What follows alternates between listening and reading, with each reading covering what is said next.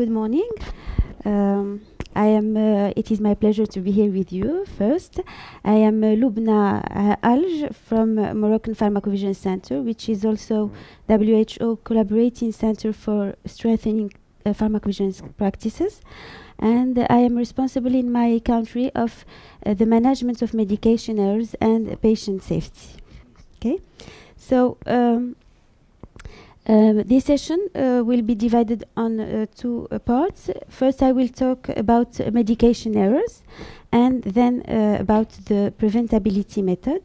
Our learning objective of this session are to engage pharmacovigilance professionals in discussion about their ability to manage medication errors through reported adverse drug events, also to describe how to undertake step-by-step detection and analysis of data relating to medication errors contained in PV centers, databases, discuss the need for standard terminology for medication error incidence, classification, and strategies to manage and minimize harm from medication errors, and also to outline the importance of collaboration between all concerned parties involved to prevent medication errors. Okay? So the content of the first presentation, I will give you some definitions in the beginning. Then we are going to talk about how to analyze medication errors. Then I will display the role of pharmacovigilance centers in the detection and management of medication errors. I will share with you the Moroccan Pharmacovigilance Center experience regarding medication error, and then I will give a conclusion.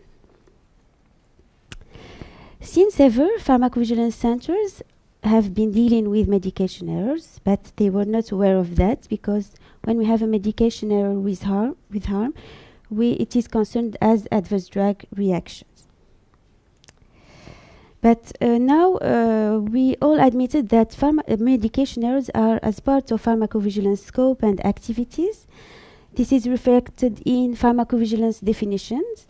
So first it was the science and activities relating to the detection, assessment and understanding and prevention of adverse effects, but now it also includes other drug-related problems. It is also reflected in adverse drug reaction terminology, definition, sorry. First, it was noxious and unintended effect resulting from medicines at normal doses, but now it also includes medication errors, misuse, abuse, and off-label use. What is a medication error? So, according to Ferner and Aronson, a medication error is a failure in the treatment process that leads to or has the potential to lead to harm to the patients. Last year in May, we had a meeting about medication error in Eritrea, and there were experts and stakeholders working on this field, and all of them stressed to recommend to add the term unintended in the definition in order to stress on the fact that medication errors are non-intentional. Okay, so it is not a mistake, it is an error. So just to stress on that, it is non-intentional. It is done non-intentionally. So that's what I say. So then I will go word by word. Failure means that the process has fallen before some attainable benchmark and an error has occurred. So there is an error that occurred. Treatment means that all treatments are concerned not only drugs, and when we talk about treatment process, that means that starts from the manufacturing to the treatment monitoring, okay? Because sometimes we start the process from prescribing, but manufacturing is very important, and we are going to see why. It is well known that medication errors have a major public health burden.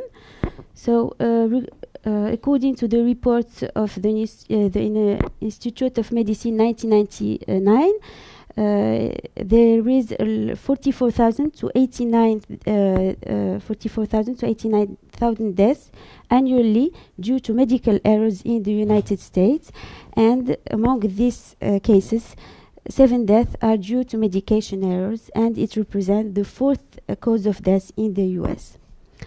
So these reports raise the awareness of healthcare professionals about an ongoing morbidity and mortality of medication errors that causes. And after following these reports, there are a lot of studies and surveys that show the magnitude of this, the problem of medication errors.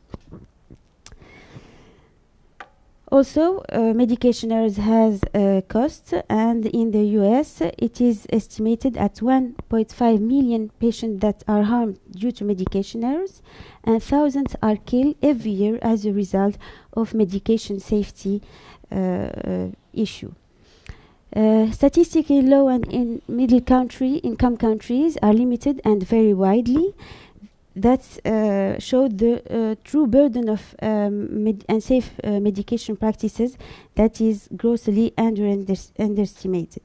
But worldwide, the cost associated has been estimated at $42 billion annually, and it represents almost 1% of total global health expenditure. So you see the magnitude of the problem of medication error and the cost for our health systems.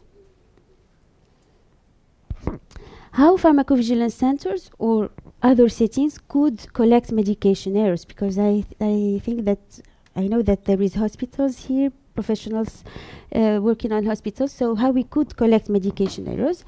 So from spontaneous reporting of medication errors that are reported by healthcare professionals, but this exists within places that have a high level of patient safety culture, because we are afraid to report medication errors. So this exists when we have a patient safety culture, and there is no blaming when we have a medication. This is the big issue. But we also could have reports from patients. For example, we are a pharmacovigilance center, and we receive cases from patients, and they could report us medication errors. And we could do lots of work with these errors, and we could have signals, and we could have alerts. We are going to see some example later. Then we could also identify medication errors through individual case safety reports by improving our yellow card to optimize detection of medication errors. I will talk about this later. And assessing preventability. I will talk about preventability later. So just to see how we could collect medication errors.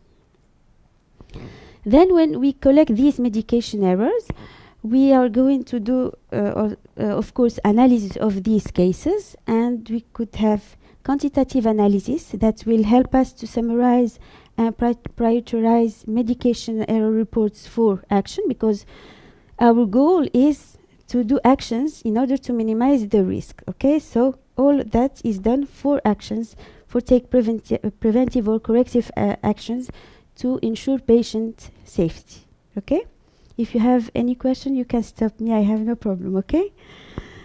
Then we do qualitative analysis by performing the root cause analysis in order to know about the underlying causes and contributing factors of this error. We are going to talk about this more deeply now. So regarding the quantitative analysis, we could analyze medication errors according to the level of achievement, to the treatment, the stage in the treatment process, the type of medication error, and the seriousness. So first, according to the level of achievement, we have two cases. We have actual medication errors and potential medication errors. Actual medication errors means that there is an error and the error has occurred. Okay, so we could have error with harm, and it is considered as an adverse drug reaction. It's included in the definition. We could have also errors without harm, without adverse drug reaction, and we could have intercepted error. That the error occurred, but it was intercepted either by the healthcare professional or the patient himself. For example, prescribing error by the physician could be intercepted by the pharmacist, or the pharmacist, for example, gave the wrong drug, and it is intercepted by the patient. Okay. Then we have the potential medication errors. That means that there are some circumstances that could lead to a medication error, and we talk about potential error or near miss. So I will give you an example right now in order to be clear. So you have the similar appearance in packaging. Sorry. Yes? No, it's not considered as ADR. Sorry, error without harm. No, it's not ADR. It's a mistake for me. No, ADR it's error with harm. Okay. Without harm, it's a medication error, but without harm. But we collect them.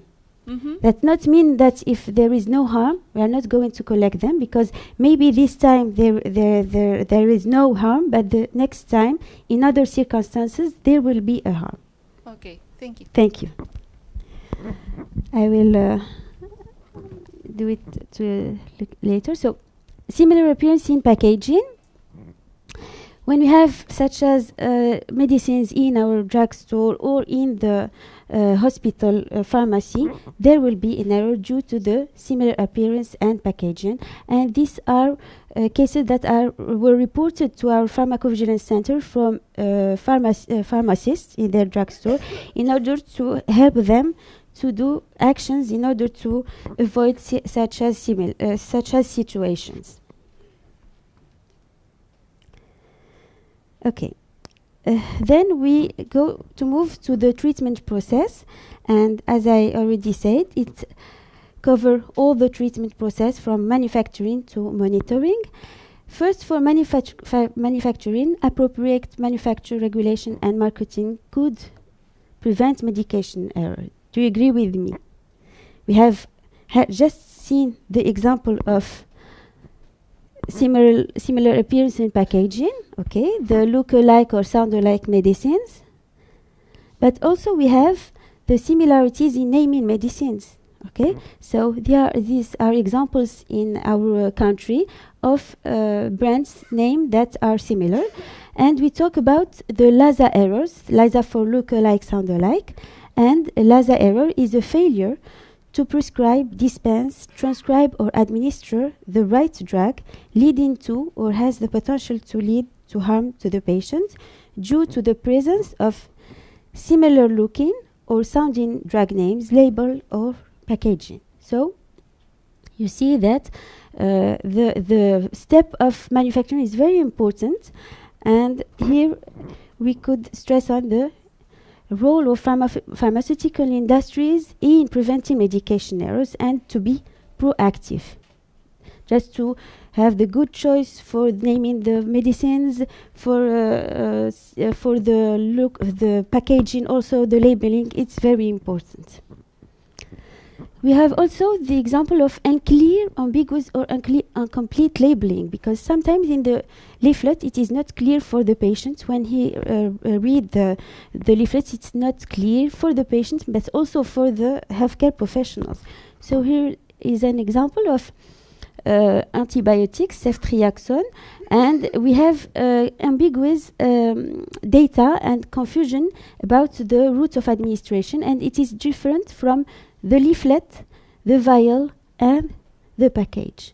So there are different routes of administration that are mentioned here in the leaflet, in the vial, and in the header. And it was, yes, and it was a source of confusion for pharmacists when they deliver and the nurses. We are going to see that there is two cases. In pharmacovigilance center, where there is in countries where there is a pharmacovigilance center, we are going to talk about that later, and patient safety organization, pharmacovigilance centers accept medication errors with adverse drug reaction, and the patient safety organization they have reports with medication errors without harm or potential medication errors. But in several countries, there is no patient safety organization, and that's why we are working on that, because there is nobody working on that. So it is as part of adverse drug reaction because it's medication error. Okay, so we could have all these data in our pharmacovigilance center, but when there is a patient safety organization, they receive medication errors without harm, and pharmacovigilance centers receive medication errors with harm. But for example, in our country and several countries, there is no patient safety organization, so we should deal with that. And we could do a lot of actions in order to prevent, to ensure the patient safety of our patients. Thank you for your question. Then we talk about that. So I want to stress another time on pharmaceutical industry's role to prevent medication errors. Okay, so then we have the prescribing stage, and appropriate prescribing is the act of deciding what to prescribe, but also the act of writing a prescription also. And when you have such as prescription, definitely we will have an error because it is unclear. We could not read the name, the posology, the everything is it's very very hard to read such as prescriptions. So this could lead to medication errors. And here are an example in our country where could you please read this medicine, the name. So the pharmacist delivered Endoxan, which is an antineoplasic in our country, Endoxan, instead of Triaxan, which is an antibiotic. And the patients intercepted this medication error. Okay, so that's why it is very important to write clearly a prescription. And brand names. Yes, brand names in our country. Yes, it's brand names. We prescribe on brand names. So eligible prescription are source of medication errors. Also, we have the transmission stage, which is very important. We are going to talk about that. Dispensing, administration, and also monitoring the benefits and harms of adverse drug reactions. We could also analyze medication errors according to the type of medication error: the wrong drug, wrong or improper dose, insufficient monitoring of treatment, wrong duration, deteriorated drug error, wrong administration time, rates, etc. So all these help us to have an idea about recurrent medication errors in our database, okay, in order to put in place risk minimization actions. Then we classify also medication errors about their seriousness. So we have from category A to I, no error, that's circumstances or events that have the capacity to cause errors, okay, and this is potential medication errors. No error, error with no harm, so it's from category B to D. So either it did not reach the patient, but did not cause harm, okay, and category D that reached the patient but required the monitoring and intervention to preclude it. So here this is intercepted medication errors, and we have error with harm from category E to I, and it's we could have temporary harm or permanent harm or needed intervention necessary to sustain life, or could lead to patient's death. So this quantitative analysis is very important because it helps us to share findings between pharmacovigilance center or with patient safety organization. It also helps us to design our awareness programs and the population targeted. If we have a lot of prescribing errors, we are going to deal with prescribers. If we have in delivering with pharmacists, in administration with nurses or with patients, so this helps us to do our awareness programs and to target the population, but also it helps us to conduct root cause analysis when we have serious or potential serious adverse drug reactions. Then we move to the qualitative analysis, and it helps us to reveal the underlying system failures, aiming at redesigning system to reduce the likelihood of medication errors. So we are going to perform the root cause analysis, and It is a systematic investigation technique that helps us to identify underlying causes and contributing factors that lead to medication error occurrence.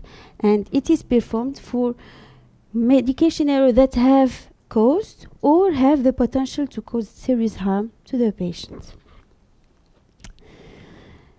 So we do have this quotation from James Reason: we cannot change the human condition, but we could change the conditions under which the human works. So this quotation and the concept of James Reason made a deep revolution in medication error concept. So we move from the individual approach to the systemic approach. So regarding the individual approach, it focuses on the error of individuals, blaming them for forgetfulness, inattention, or moral weakness. Okay, but now we move for the systematic approach, which concentrates on the condition under which the individuals work. When we have fatigue, when we have workload, when we are going to do medication errors. It's contributing factors to do medication errors. Also, in this approach, we should try to build defenses to avert errors or mitigate them when they occur. So, James Reason model is like this. So, according to this model, active errors of frontline healthcare professionals, it's due to latent errors in the healthcare system. Okay, so there are problems in the system that lead to make medication errors. And James Reason describe the barriers that are here to minimize the risk of medication errors as slice of Swiss cheese. So this is the slice, and we have holes in this Swiss cheese. Okay, and in certain set of circumstances, when there are a lot of contributing factors in the same time, the holes will line up and we will have an error. Okay, so how to find a solution for that, how we could prevent this medication error. We have a pilot project in 2006, and it was initiated by the World Alliance for Patient Safety in collaboration with WHO, UMC, and our Pharmacovigilance Center. And the aim of this project were, at the first stages on working on medication errors for pharmacovigilance centers, to extend the role of PV centers to detect medication error. So, as part of this project, we conduct an retrospective study in our database in order to detect preventable adverse drug reaction, and it was the duration was, I think, for 5 years, and we find that 14.6% of ADRs are preventable. We also conducted a prospective study in our intensive care units, and it showed that 7.5% of ADRs are preventable. As part of this project, we developed a questionnaire that revealed that the ability of pharmacovigilance centers to manage medication errors, but they need to develop and strengthen competencies to deal with medication errors. So, to display all these findings, we were involved in the Monitoring Medicine project in order to expand the role and scope of national pharmacovigilance centers to prevent medication-related adverse events. Then all the tools or the studies and the works done is in the reporting and learning system for medication error guideline, and which stress on the role of pharmacovigilance center. And I will give you this as part of the material. So the objectives of this guideline is to increase the capacity of national pharmacovigilance centers to identify and analyze medication errors, and to stimulate cooperation between national pharmacovigilance centers and patient safety organizations in order to join efforts of all partners to minimize preventable harms from medicines. The guideline is intended also not only for pharmacology center, but also for medication safety organization and patient safety and medication safety organization. So the guideline raised the awareness of pharmacovigilance centers on their ability to detect medication errors and on the importance to manage these medication errors, but also the healthcare professionals' awareness about their ability to manage medication error through reported adverse events and the importance of reporting these medication errors.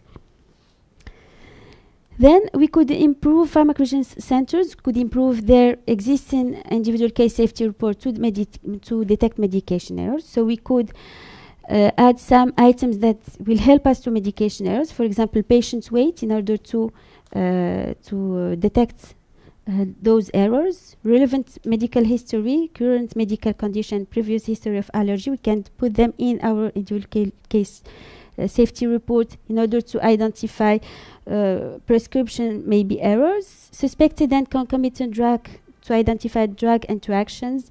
Narrative case is very important because it gives us information about the circumstances in which medication error or ADR occur. Relevant laboratory tests to try to find drug monitoring errors and suspicion or not medication errors. This could be added in order to build the patient safety culture and healthcare professional they think about medication errors. So this is a model of ICSR proposed in the guideline. And as we say, we can use specific tools to identify preventable ADRs using the preventability. We are going to talk about that later, the preventability method that we perform when we have an adverse drug reaction to know was it preventable or not. Yeah, no. When we say medication error, for us it's non-intentional. By definition, it's non-intentional medication error. But when we have an adverse drug reaction, sometimes healthcare professionals, when they report to us, they don't know that it is a medication error. So our role is to try to find among our adverse drug reaction reported if it's a medication error or not. We are going to have example at the end, okay? Just to be clear, we will have examples, and you will see how we could identify this preventable adverse drug reaction. Okay? Okay, because I don't quite understand how because you don't know whether it's intentional or not. It could also be intentional, right? Yes, but for us, when the healthcare professional will report, he will not report. He will report an adverse drug reaction. For him, it's not a medication error. Okay, I talk about when we are going to identify medication error through adverse drug reaction. That means that when I have an adverse drug reaction, I will report this adverse drug reaction. He will not report us a medication error because this is not a medication error reporting form. This is an adverse drug reaction individual case safety report. So the preventability method, we will see that later, but when we have an adverse event, when we have an adverse drug reaction, we are going to perform the root cause analysis, and it will help us to classify was it an adverse drug reaction. That means that is a reasonable link between the drug and the adverse event. So we are going to talk about adverse drug reaction.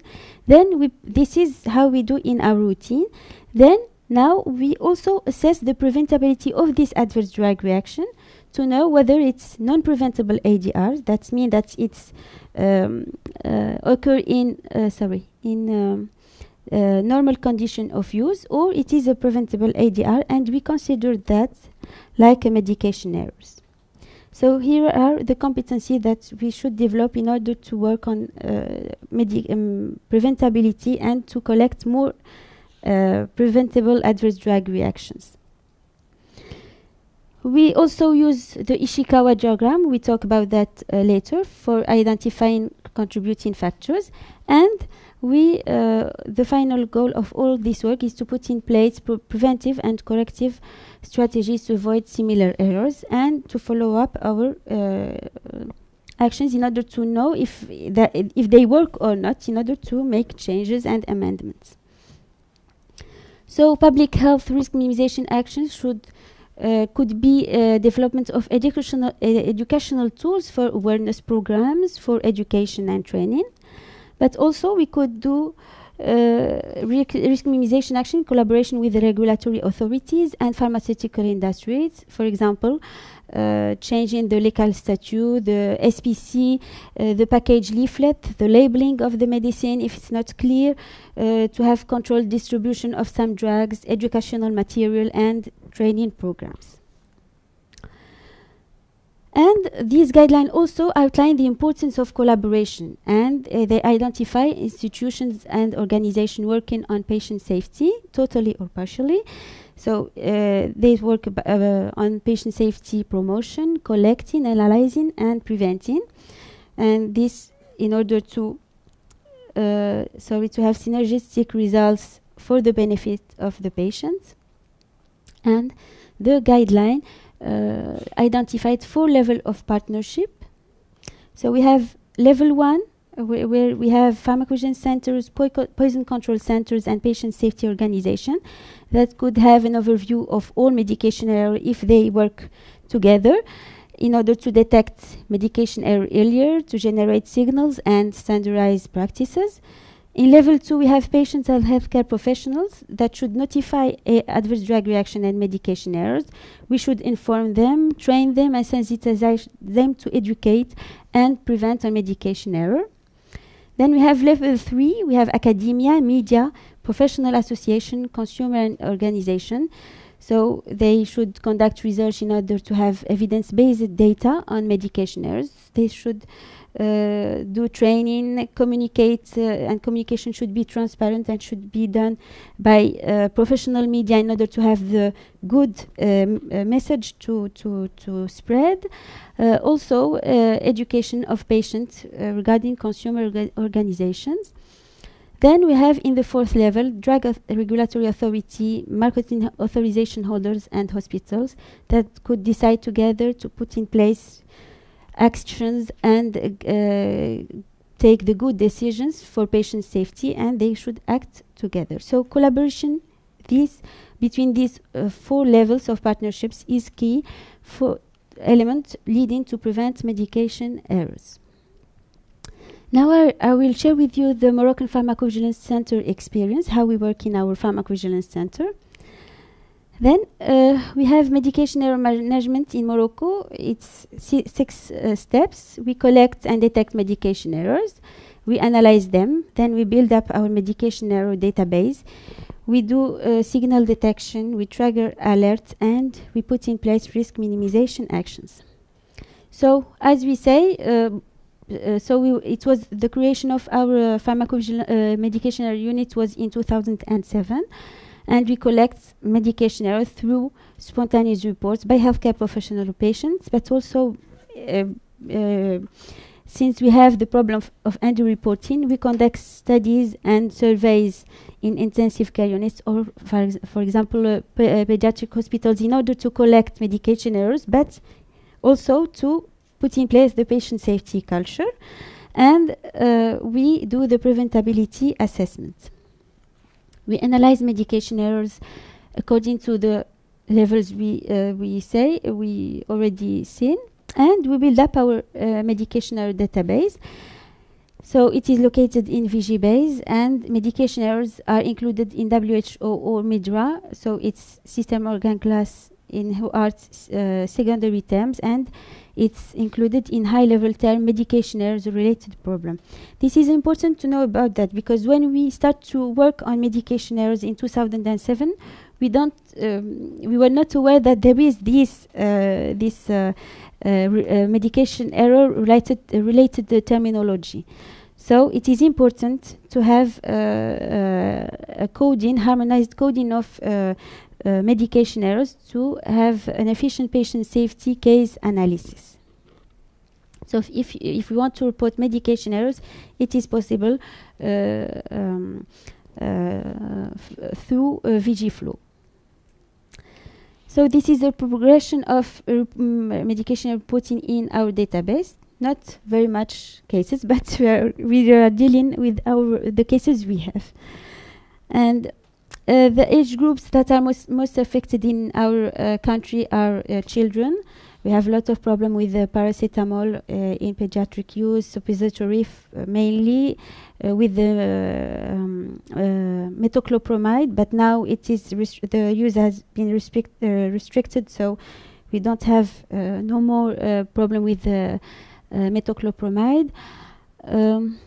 Medication or types that are more often reported: inappropriate schedule of drug administration, dose errors, and incorrected drug administered. And therapeutics most involved are antibiotics, analgesic, corticosteroids, and all that's there to say that we do these reports in order to know about the problem we have in our country and in order to put risk minimization actions. Then we conduct the root cause analysis for medication errors that have caused or have the potential to cause serious harm to our patients in order to know about the underlying causes and contributing factors. Regarding signal detection, we don't do a quantitative analysis, we do qualitative analysis, and our selection criteria are recurrent medication errors that leads to adverse drug reaction or has the potential to lead to adverse drug reaction, but also recurrent medication errors with an important number. So that's how we do our signal detection in our country. And we put in place risk minimization actions. So here are examples of alerts triggered related to medication errors in our country. I will talk shortly about some of them. So then just I want to say that all these alerts are displayed every time you have an awareness program, or in our local newsletter we talk about all that in order to sensitize our healthcare professional about medication errors and in order to prevent them. So this is alerts that lead to Dear Doctor letter in our country. It concerns methyl ergometrine.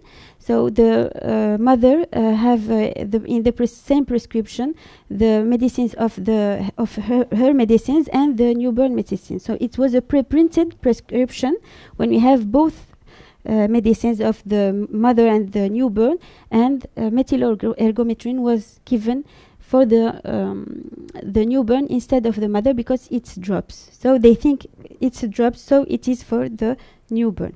So we have a Dear Doctor letter in order to avoid this medication error. We have two parts in this action.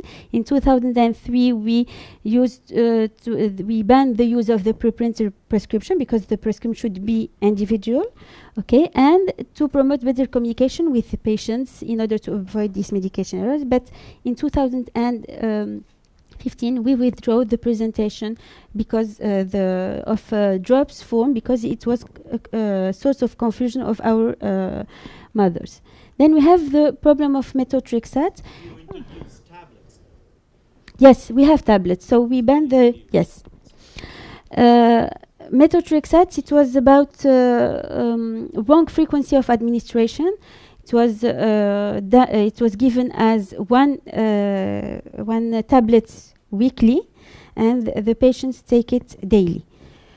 So we give all these recommendation in order to prevent these medication errors. And this medication error, we have 2 deaths due to this problem of wrong frequency of administration. Regarding metoclopramide, it was wrong dose administered or wrong frequency of administration for a lot of children in our country. We have extrapyramidal disorder, and then we proposed some recommendation, but now it is restricted only for adults. For children in some situation when it's oncology indications only. For azithromycin, you see that for this, it's also wrong frequency of administration. There were not a lot of serious adverse drug reaction. For example, for here it was diarrhea, for example, okay? But the problem here is the antibiotic resistance, because the patients took the 3 tablets in the first day Okay, and after they come back to the pharmacy to have the second pack. So they didn't understand that the antibiotic should be one tablet for for each day for 3 days. So it's recurrent medication errors, and we talk about that in order to reduce this medication error. 2 tablets. In our country, it's one tablet per day for 3 days. Twice. Yes, Twice for 3 days. yes. If you look at the leaflet anywhere in the world, it Yeah. has to be 2 tablets on the first day. They can. Yes. In our country, it's like that. So we ask healthcare professionals to explain more this particular posology. Here, it's an alert that leads to change in public health program recommendation. It's about vitamin D. So we received a lot of nephrocalcinosis in infants, and we had the 2 cases of death. As part of the, so they take these newborns take vitamin D as part of the Moroccan program for preventing rickets, and the 2 doses was 600,000 international units each at birth and at 6 months old, and it is an inappropriate dose for infants. So when we receive first these cases, for us it is an adverse drug reaction, but when we do the preventability method, when we do the investigation, we find that it is not recommended more to have this amount of vitamin D. So this led to the amendment of the Moroccan program for preventing rickets recommendation, and now it's 200,000 IU, and we bring another problem that we have that the formulation for children was not available in our market, so we bring the formulation adapted for children. Here also is an alert that leads to change in the leaflet labeling and packaging. We had several cases of venous thrombosis due to inadequate dilution of flucloxacillin. And we have 2 arterial thromboses that led to amputation. And for this case, it was due to a dilution of the inadequate dilution. And here it was inadvertent intra-arterial injections. So for this case also, we find that in the leaflet, the dilution process was not clear. Okay, and they didn't... the process was not clear, and the volume to use also was not clear. Also, the solvent was confusing because we have intravenous and intramuscular. So we provide healthcare professional with 2 presentation of flucloxacillin, one for intravenous and one for intramuscular, because we had a lot of cases like this. Okay. So here are the amendments done. Here also it's pharmacists from hospital that report us that in the vial of this medicine there is the INN is not available in the vial, and it's confusing when we are in stress and in emergency. So we ask the laboratory to add the INN. Here are signals that lead to raising awareness of healthcare professionals. We didn't have alerts or dear doctor letter, but they are very important. Paracetamol in pediatric use, wrong drug given, dose or dosage. So we have a lot of problem with the suppository of paracetamol. The mothers give or parents give the adult suppository to children, and we have 1 death about that. But also there is problem of paracetamol that exists in several formulation, and with the problem of self-medication, they could have overdose. So we talk about that in our in pediatric conferences in order to prevent. We have the problem also of vitamin K, biphosphonate, and fluconazole. We ask healthcare professionals to clearly explain the administration schedule of this unusual administration, because it's 1 week or it's mainly 1 week. So we have several times that they took the medicine daily. Then we have this case of rituximab. We raise awareness of our healthcare professionals to respect the recommendation of giving premedication before giving rituximab, because we have a lot of adverse drug reaction according to that. In order to work on to sensitize our healthcare professionals on medication errors and patient safety culture, we set up a pharmacovigilance cell in collaboration with the pharmacists of our National Institute of Oncology. So we ask them to have systematic reporting of adverse drug reaction, including medication errors. We give them systematic feedback to reporters. It is very important. And we also ask them to designate a reference physician in every wards to work on pharmacovigilance in general. So yes, sorry. How do you do the feedback to the? We give to reports. The reporters? Yes, for every case we have, we write a response for this case. We talk about the root cause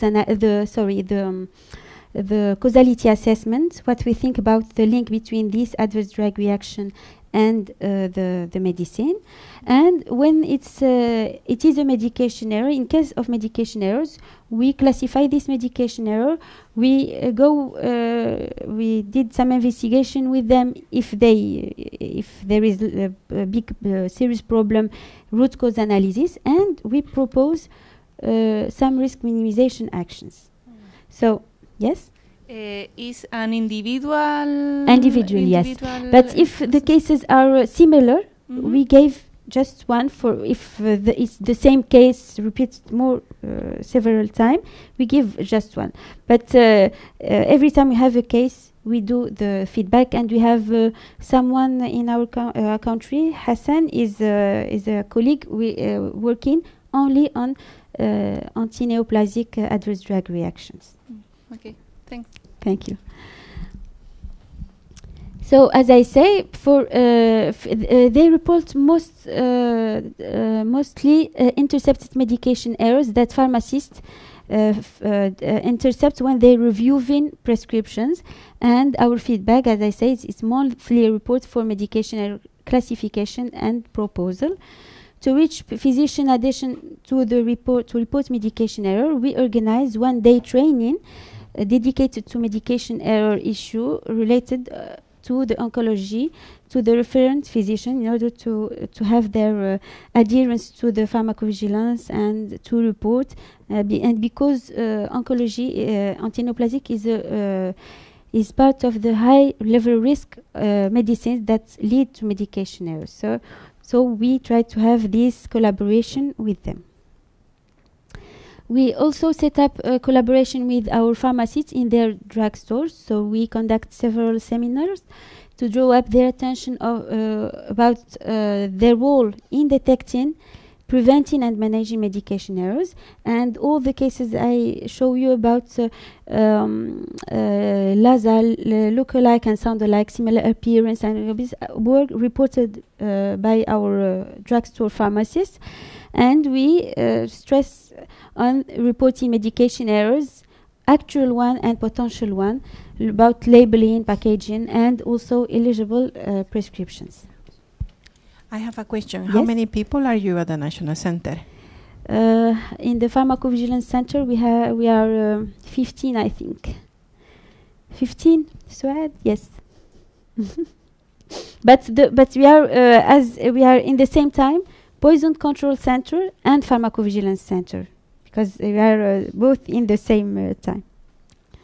But staff dedicated for pharmacovigilance is 15. We are pharmacists, we are physicians and scientists.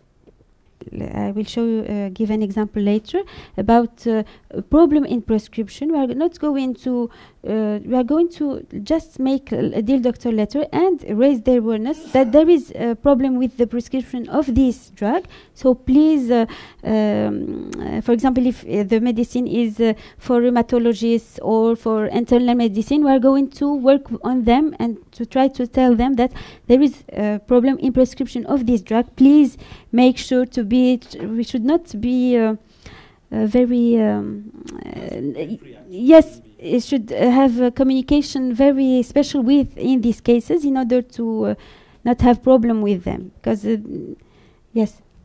Who is going to be blamed at the end of the day, especially with those findings that you got in the previous one about just giving different doses, which should be given to mother but given to baby, and if there is a serious side effect like this, who is going to be blamed? We are not going to blame nobody. We are going just to raise their awareness about this medication, because if you are going to blame, they will not report. So our objective is to discuss with them, to raise their awareness, not to blame anybody. Because if we start to blame, we will not have reports, and we could not make patient safety, put in place this patient safety culture. So it is very important just to raise awareness, to say that there is a problem in a place, and we didn't indicate the place, either the professional healthcare professional or the city or nothing. Just we talk in general.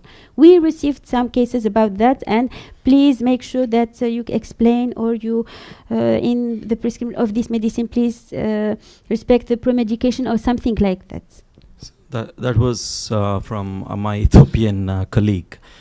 We had this experience actually. You are from? I'm from Qatar. I work in Qatar. Okay. We had this experience, as he asked, but I could answer that question. It is not about blame culture. It is now the term they are using is just culture rather than blame culture, because blame culture, blame-free, people don't understand, as our colleague says. So what we did is we introduced this into the performance. For example, performance evaluation of a doctor. So what we do, we look at the patterns. If the same doctor has been involved in this certain type of medication errors, what we did, we inform him. One of the reasons why they do not report medication errors or why they do medication errors, one of the reasons for that is that they are not informed. They are not fed back that you've been doing this mistakes. That is quite confidential again. So, of course, the action for that, what we did, we will give you certain freedom. We'll give you 6 months, and we look at the patterns, how we are doing. Then after 6 months, you would have this in your performance evaluation. When I say performance evaluation, that's a bad thing for the physicians. Yes, so that's what we do. This is what we do. So you are working in a hospital? I work in an organization which is where there are 10 hospitals, and we are looking at around, you can say, 600 medication errors per month. And our error rate is 0.025. And we look at the items that have been dispensed, because we need to have the denominator there, otherwise we wouldn't know what is the incident rate. So we look at the denominator. Yes, because when it is a hospital, it's restricted. We could have the incidence, we could have everything, but for a pharmacovigilance center, the problem is always the indicator is difficult to have in pharmacovigilance centers. But it's very good to have this, such as things to do. And yes, in hospitals now, our hospitals are working on this, because we have, for example, a hospital in Casablanca that is putting in place the quality indicators and working on medication errors. And we had with them a seminar about pharmacovigilance and medication errors. So when we have a hospital, we could do more and actions, and we encourage our healthcare professionals working in hospitals to undertake such as actions. It's very, very important, because a pharmacovigilance center could not do all the work. So we work together hospitals, pharmaceutical industry, pharmacovigilance center, patient safety organization. It is a collaborative work, and we should share experience in order to improve the patient safety worldwide. Yes? Yeah, I wanted to ask the question after the session, but I think I'll ask now. In my country, when it comes to medication error, it's a bit of a problem. We do a lot of sensitization in the hospitals and other institutions, but in most of our education, the question the healthcare professionals ask is that, is there any law that can protect them when it comes to medication error? Because usually when it's from the healthcare professionals, it's like, why am I reporting a medication error that I have caused? What if the patient sues me? Who is going to protect me? So when it comes to medication error, they are a bit silent on that. So yes. I want to also ask this same question. Is there any law that can protect them if there is nothing like that? How or what can we do to also help them report medication error? Yes, we first thank you for your question. We ask when we ask about reporting medication errors, it's always confidential. We don't ask about the name or the setting of the medication error. So this is important to know that it is confidential. In our country, we have no law yet about medication errors because it is the problem is. It is not a mistake. It is a non-intentional medication errors, and that's why we say to our healthcare profession, when there is a medication errors, it's not due of your work mainly, but there are several contributing factors that lead to these medication errors, and we show them the impact of reporting medication errors that could save lives. And they will maybe adhere difficultly, but it will take time to report medication errors. But it is very important to stress that it is confidential, and there will be no legal problems, for example, in the hospital or in this setting. We are not going to look after the person who did the error, but how we are going to analyze. So, for example, in our country, we have no legal regarding that. We have some, we have reports, but I don't know if there is other experience in other country they could share with us. May I ask? Yes. Why don't use other forms for medication errors? Why to use other forms? Because medication errors, it is not adverse drug reactions. Yeah. Okay, so as we see in the first definition, medication error is an adverse drug reaction. When there is a medication error with harm, it is an adverse drug reaction. This is the definition. Okay, it is as part of adverse drug reaction. Regarding having to have a reporting form dedicated for medication error, we tried to do this, but it was not very easy to have the reports. We use it when we have studies in, for example, in pediatric hospital or in intensive care units. They want to do this study about medication error, and they fill this medication error report. But in our country, the safety culture is not very strong yet to give them the medication error report. That's why we put, if you think it is a medication error, so they could pick up this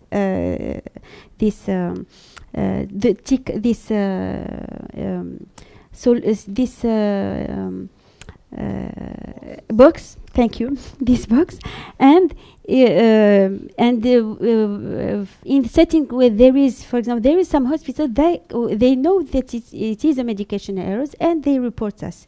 But given now at this stage of level of culture, giving the medication error reports will be difficult. But it should become later more when we have more safety culture, talking about medication errors in the curriculum of our healthcare professionals. We gain that now, but maybe later there will be medication error reports. We have a medication report, but we don't spread it yet. Lubna, I just wanted to share a quick example from the setting in the UK, where I used to work as a clinical pharmacist. The medication errors are most commonly caught or found out or identified by the clinical pharmacist, who then goes and reviews the new medications which were introduced for therapy. And in most cases, those are junior doctors who are learning. So we are vigilant, and we do actually pay attention to the dosage, the form, patient weight, and so forth. So once we identify them, then we share them in the team among our colleagues and the pharmacists. And I know that the doctors, they would have twice a month, they would get together and have a session where they actually review difficult cases, and also they have a session on medical errors. So they would address medical errors that were performed within the last the previous 2 weeks or the previous month, but it will be in a setting where all the doctors look at that medication error, so an individual doctor is not pointed as so-and-so has done this and this and this. And this is a more safer environment of saying, just kind of, this gives an opportunity for the doctors to reflect and say, okay, well, there is a reason for me to actually report. It is good. It's good for all of us. And I'm learning, and we're all learning in this process. So. Thank you so much for sharing your experience. There is a lot of works on that, and we said learning by errors. This is the principle. It's very interesting that we could do in hospital in some settings. For example, in our pharmacovigilance center, we go and share with them their experience. But the most important thing I want to stress on is to share this information. Yes, sharing is very important, because it is your hospital, or maybe 2 or 3 hospitals, but the others don't know about that. So we should share these experiences with other hospitals and other settings in order to prevent medication errors and to ensure patient safety. Sharing is very important to prevent. For example, I think that sharing some of this example maybe will raise your awareness about some medication errors that you could prevent in your country. For example, I think. Yes, please.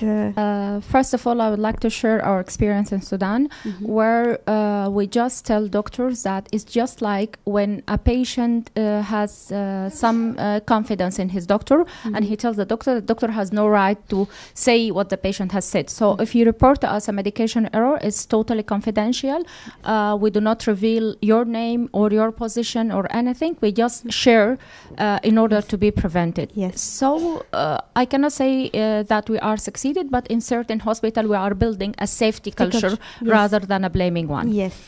And we have a problem in Sudan where that there is some awareness about that. You may go and have and raise your problem at the level of the medical council if you are a patient. So patients are getting used to complain about having wrong medication, and especially those with actual harm done or serious done. So doctors are, and even pharmacists are really worried about that. So it's not easily to convince them that when you report, no one is going to reveal your identity. And I would like to ask about what about potential medication error. If the medication error caused harm, then it's an ADR that can be reported by an individual case report. So how can we report a medication error that is actually potential with no harm? In our case, in our country, they report us this potential medication error in the same individual case safe reports, just not to have lot of reporting form, because when you have a reporting form for medication error, for example, adverse drug reaction, potential medication errors, there will be a lot of reporting form and they will be confused. So they could report this, and they could write that we had this medication error, potential medication error, and usually they send us photos of the, for example, lookalike, like I say, show you lookalike, sound alike. They send us photos by mail or in order to explain the problem. So, in conclusion, medication error are the most common preventable cause of harm events in medication practice and present a major health care burden. We have seen that. So education is a key element to prevent error due to inadequate knowledge or basic principles of therapeutics of medical students and other prescribers, and to create a patient safety culture at early stage of medical curriculum. So we very stress on the role of universities. I know that there is participants for universities. It should be included in the curriculum to talk about medication errors and patient safety. Proactive and reactive strategies to prevent medication errors should be considered in all settings, hospitals, in primary care settings, everywhere, by healthcare professionals and by all organizations dealing with medication errors. So in a limiting resources country like our country, pharmacovigilance centers are a real opportunity for detecting and managing medication errors issue, particularly when patient safety organization is meeting. Someone should deal with this medication error. And more international collaboration among institutions and organizations involved in patient safety is key for synergistic results for the benefits of patients. So for example, I ask our colleague from UK, from Qatar, to share with us these medication errors, the minimization actions done in order to learn by your experience. Okay, so it's very important to share experiences. So maybe I will say that key messages is to be proactive and reactive, to make a lot of research on medication errors. Education is very important. Collaboration also, we see that is very important. Sharing best practices and your idea in order to improve patient safety worldwide. I want just to say that about medication errors, WHO have the third global patient safety challenge on medication safety, and the objective of this challenge, they are working on that now, is to address the global problem of unsafe medication practices and medication errors with the overall goal of reducing harm from medications by targeting high risk medication. There is a list of high risk medication that you could find in the website. Polypharmacy to prevent drug interactions, and transitions of care. And we talk about this on the treatment process. There are lots of problems in the transitions of care. Medication reconciliation, transitions. Yes. So the challenge is to reduce severe avoidable medication-related harm by 50% globally in the next 5 years. And it was announced in the second Global Ministerial Patient Safety Summit in Bonn in 2017. So it's very recent. And the challenge is coordinated by WHO Patient Safety and Quality Improvement Unit in collaboration of WHO Department of Essential Medicines and healthcare products in Geneva. So if you want to have more information, because there are solutions that are recommended, and you could go to the WHO website in the patient safety, and you have a lot of work that is shared.